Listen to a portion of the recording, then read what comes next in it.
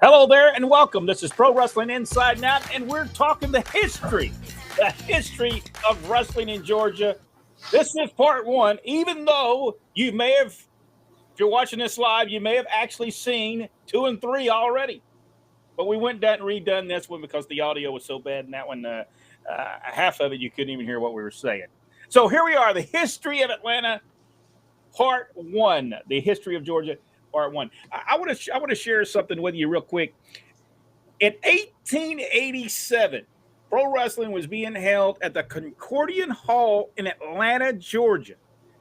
That's a long time ago to be able to find information on that. I couldn't really find a lot of matches on it, but I did find that they had professional wrestling there.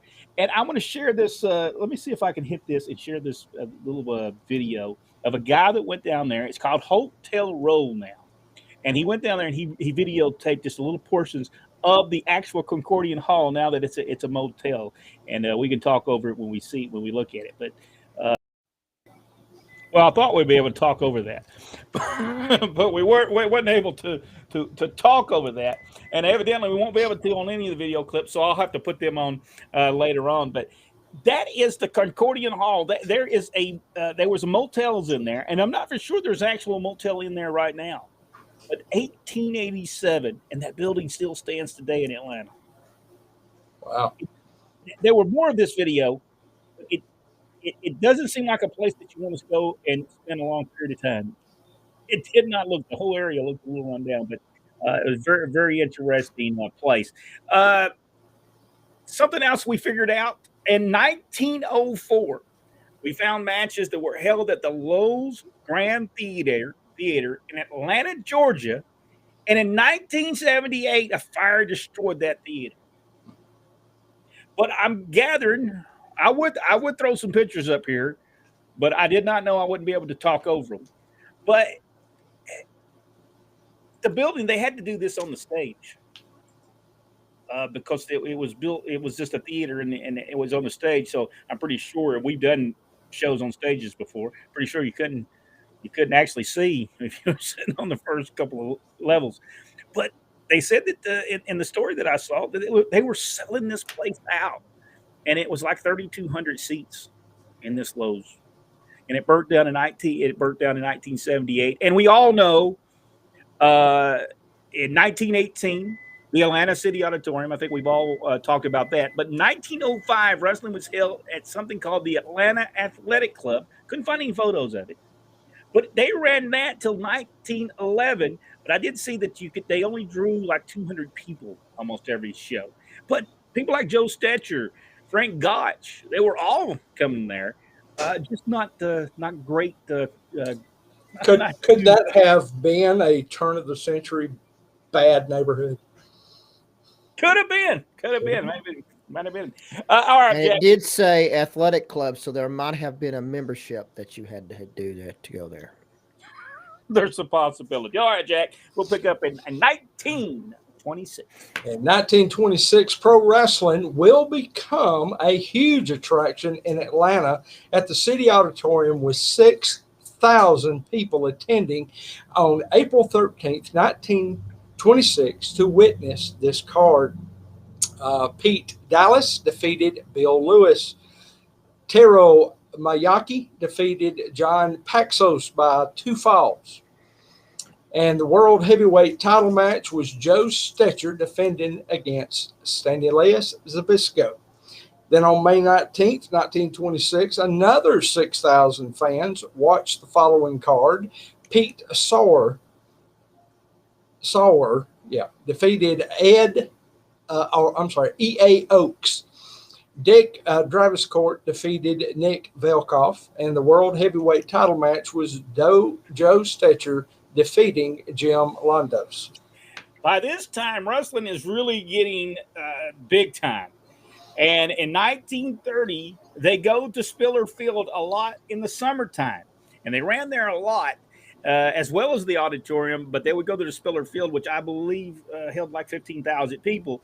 And they would pack these places. And Rodney, I think we got a couple of the cards from there. Yeah, Spiller Field in Atlanta, Georgia, September 1st, 1930 is Bill Bartush defeating Milo Steiborn, the German strongman, by disqualification, 2 out of 3 falls. Paul Jones of Texas defeated Tom Marvin, the Indian grappler, 2 falls to none.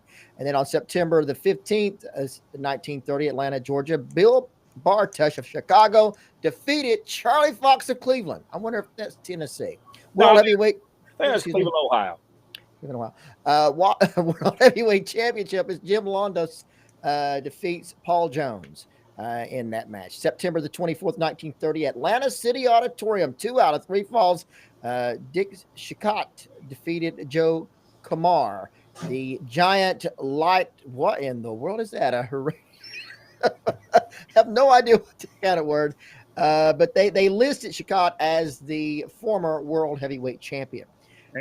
And we're going to jump to 1934. A lot of wrestling happened between those times. We're going to jump to 1934, and Jack's got a couple of them. December 11th, 1934, which was a Wednesday night in Atlanta, Dutch Green of Washington defeated John Dameron of Atlanta. Paul Jones of Houston, Texas defeated Sol Seigel of New York, and that match ended in a draw. Orville Brown of Kansas City defeated George Hills of Wisconsin. And then on to the December the 18th of 1934 in Atlanta again, George Romanoff of Leningrad defeated Pat Brown of Chicago. Dorv Roche of Scranton, Pennsylvania defeated Chief Chiwaki of Oklahoma. And the World Heavyweight Championship was on the line when Jim Londos from New York was the champion, defeated and retained against Orville Brown of Kansas. Even then, they understood booking. Orville Brown on December 11th wins his match against George Hills, and then he gets the title match on December 18th in Atlanta against Jim Londos, which was drawing tremendous houses at this time, even though we didn't have a number there. Jack Bloomfield and Count Rossi. And everybody's, well, what does this mean? This was the first recorded cage match in pro wrestling history, occurred on June 25th, 1937 in Atlanta, Georgia. And rather than the steel cages of today, the ring was wrapped in chicken wire in order to keep challenger Jack Bloomfield's opponent, Count Petro Rossi, from escaping the ring. The results is unknown. The following week, Rossi wasn't on the card.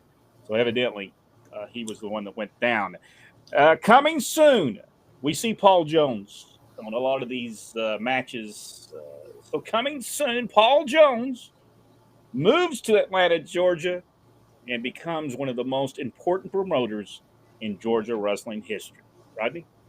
Andrew Lutzy was the son of Russian immigrants who pursued wrestling at local YMCA.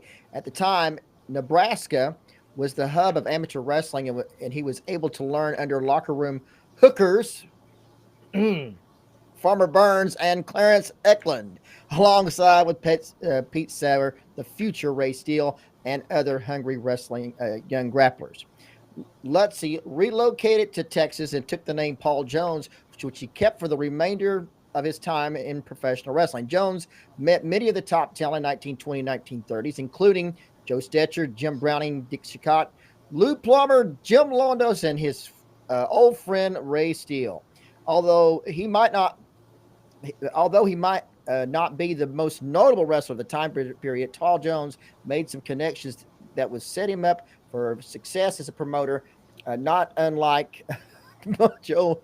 I don't know that name. I think that would be Mako Wiz, wouldn't it? Mako Wiz, okay. And Carl Sapopoulos, Cowboy Luttrell, and Leroy McGurk, who were all wrestlers turned promoters. In 1933, Jones was involved in a fatal car wreck that impacted his career. Okay. Fellow wrestler Katsoneros and Jones were driving from Nashville, Tennessee to New Orleans, Louisiana for a wrestling show. His passenger was fellow wrestler Paul Jones. Katsoneros fell asleep at the wheel while driving in Utah, Alabama. His car flipped over in the crash, killing him and seriously injuring Jones, who did survive, of course, the incident. George was just 40 years old at the time of his death. Although Jones wrestled for many more years, he was never at the same level. He settled in Houston, working some for Morris Siegel as a referee and did some wrestling, but he set his sights on bigger avenues. Shortly before the end of World War II, Jones headed to Atlanta to begin promoting. Pro wrestling was on the cusp of a boom, and Jones needed to do little more than put the cards together. And very successful. Probably, I would venture to say, the most successful wrestling promoter in Atlanta, Georgia. And we'll be telling you more about Paul Jones and his history of professional wrestling coming up as we move toward Georgia Championship Wrestling